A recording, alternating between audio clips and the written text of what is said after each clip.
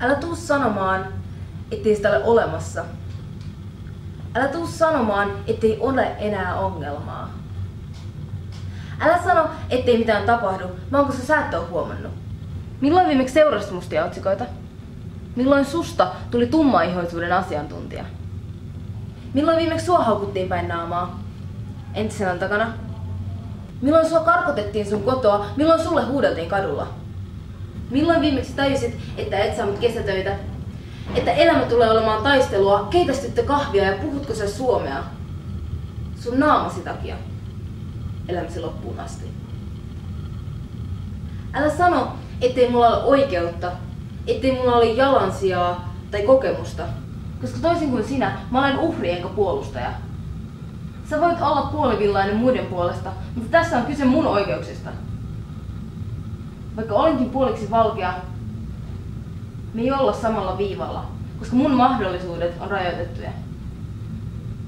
Mä tiedän enemmän tästä riippumatta sun tittelistä. Ne ei kouluttaneet sua kohtaamaan halveksuntaa.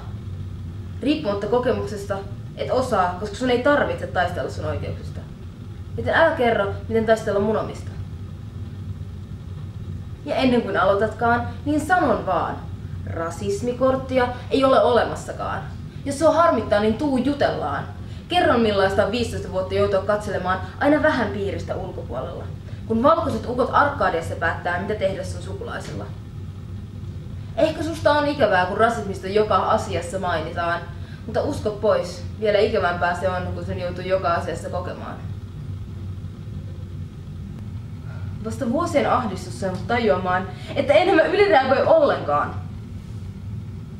Let's face it, et sä ymmärrä tästä mitään kuitenkaan, mutta älä sano, että tää on kaikki vaan väärin ymmärrystä, siksi että mä tunnen kiihkoa ja sä syyllisyyttä.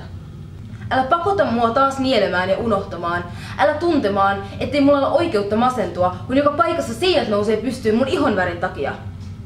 Älä sano, ettei mulla ole olemassa, älä vie multa sitä, minkä vuoksi mä haluan ja mun on pakko taistella, koska vaikka pitäisin pääni kiinni, musta ei tulisi valkosta. Ja mulla on oikeus puhua. Joten älä sano, ettei ole enää rasismia. Että sen aika on jo aikaa takana. Lunta viime talvelta.